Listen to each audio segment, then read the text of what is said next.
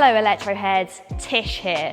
Today, I'm very lucky to be getting my hands on BMW's latest addition to their ever-growing electric family, the iX1. In the same way that the iX3 was based on the combustion X3, this iX1 is based on the new conventionally powered BMW X1, using the same underpinnings and with a very similar look. However, the iX does now sit on a new platform.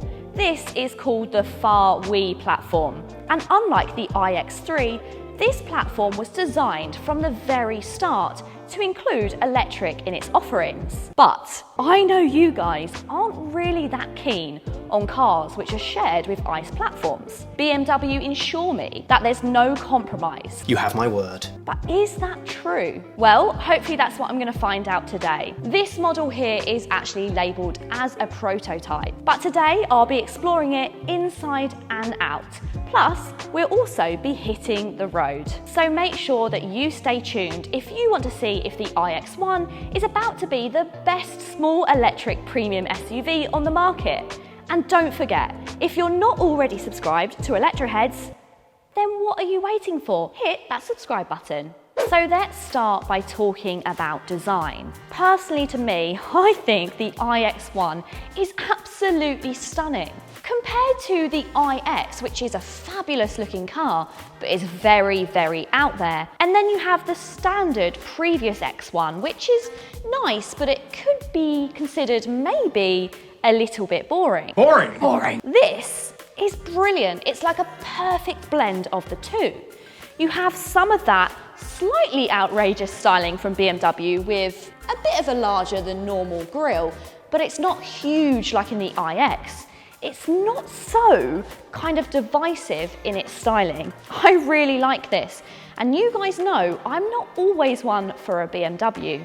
I just think that it looks very, very smart, although everything always looks better finished in a frozen paint.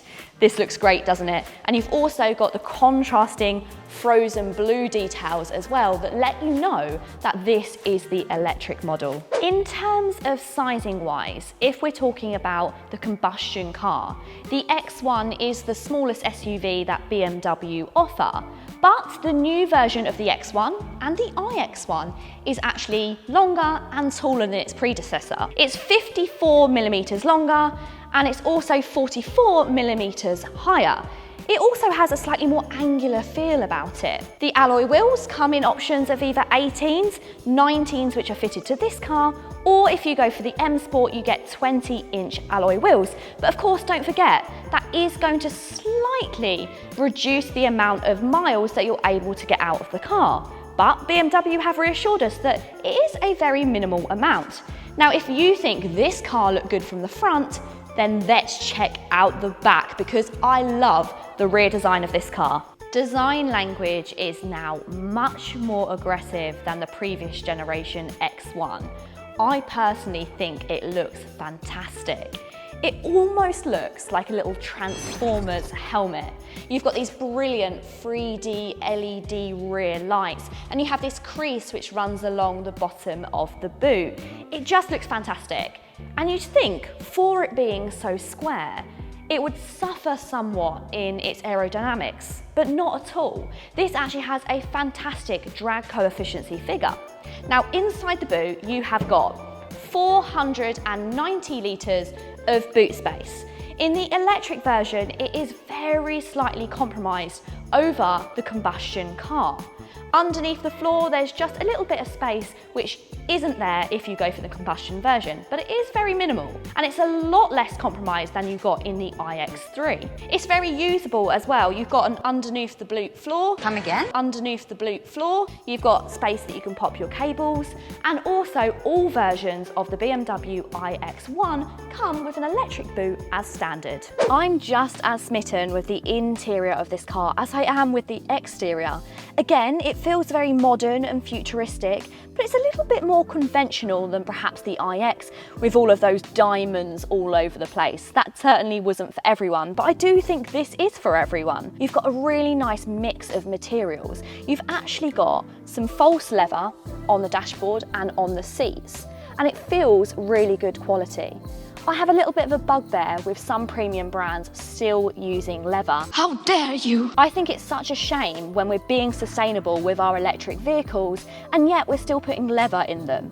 It's not completely leather-free though, you do still have a leather steering wheel. But BMW say that's because they wanted that premium feel on your hands, so I'm going to let them off. The colours are nice as well. It's nice and dark in here, but you've got a light headlining so it doesn't feel claustrophobic.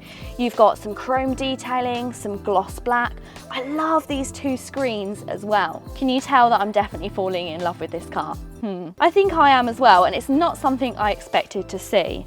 You've also got this really nice vertical charging pad, which has got these lights in between, which when you're driving, it actually lights up with ambient lighting. It really is very pretty. The space in the back feels very premium. You get all of the nice little details, like these door handles that you get in the front of the car as well. Headroom is brilliant, even with a panoramic sunroof. Legroom is not too good, but you have to remember, this is the smallest SUV that BMW do. You've also got nice plastic on the back of the seats, so it's very practical if you've got children, so they don't scuff them and they can just be wiped clean. You've got an armrest with two cup holders. You've also got two USB-C charge ports, and it's also brilliant that these seats are a 40-40-60. That doesn't equal add up, but you guys know what I mean. It's a three-way split seat, so it makes it really practical. The only non-practicality back here compared to some of the other BMWs is the seats don't slide backwards and forwards to give you more space in the boot. It's actually really smooth and enjoyable to drive too, but it isn't that fun, and it doesn't have the enthusiastic handling that you might expect due to the power. The iX3 steering is nicely weighted and predictable, but it doesn't give you a whole lot of feel through to the wheels, which is a bit of a shame. You can also sense that this is a heavy car.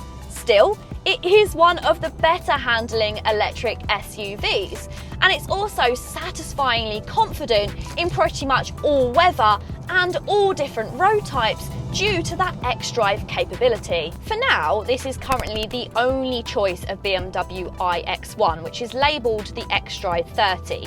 The xDrive is of course BMW speak for four-wheel drive. It has 309 brake horsepower and has two electric motors, one driving the front wheels and one on the rear. Well, it is certainly quick, with power from a 64.7 kilowatt hour usable battery feeding those electric motors. There's even a cheeky boost button, which gives you some extra urgency when you want it.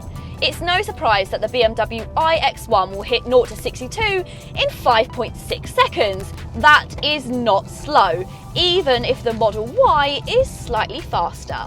Some of the tech on the iX3 is absolutely awesome. One of my favourite things is the augmented reality, which comes up on the satellite navigation. It really is so much fun, but on top of that, it makes navigating around so very simple. You also have a head-up display as well, as if that augmented reality wasn't already enough. And the map's massive, it takes up the full screen. This really is brilliant. Other really cool tech is the regenerative braking. So the BMW does have regen braking, but it doesn't have the paddles behind the steering wheel. Instead, you have a button in the center console, which you then can go on drivetrain and chassis, and then you can adjust how strong the regenerative braking is via this system. Very cool. But what is even cooler is it actually has adaptive regenerative braking. And what this does is it uses the map, or it uses the car ahead if you have a BMW which is leading the way, and then it will turn up, increase and decrease your regenerative braking depending on what's coming up. For example, if you're coming up to a roundabout, it will turn it up really strong and almost bring you to a complete stop. However, if you're just driving down a straight road, then it will turn it softer and not quite so aggressive. This is very, very cool. Another one of my favourite things about this car is the different driving modes. So again, on the centre console, my modes, and this brings up the mode options. There's personal, sport, efficient, relax, and digital art. really cool. And then these different options change different things about the car. They change the ambient lighting, the displays which are on your digital instrument cluster and on your driver's display. They also change even the sound that the car makes. Overall, the BMW iX1 is a very recommendable electric family SUV. The range and efficiency is decent, and practicality is good compared to a lot of its rivals. Most of all, the interior finish and tech is really quite excellent. So if you want a useful family car that's got serious high-end executive classness, then this is a great option. Plus, the all-important question we wanted to answer: is there compromise over the ICE platform? Well, there is, but it's absolutely minimal, and I really think that you would hardly notice it at all. The price of the BMW iX1 may seem steep, but actually, compared to all of its comparable rivals, it's right in line with its pricing, making it a very viable option. I really love this car. I feel that it looks classy, stylish, and it's also got a bit of an edge about it that the BMW X1 didn't have before. But what do you guys think? Do you like the iX1, or would you still go for something like the Kia EV6? Let us know in the comments down below. If you've enjoyed the video, please go ahead and give it a thumbs up. And if you want to see more electric car news and mobility, then make sure you hit the subscribe button to never miss a video from Electroheads. Until next time guys, see you later.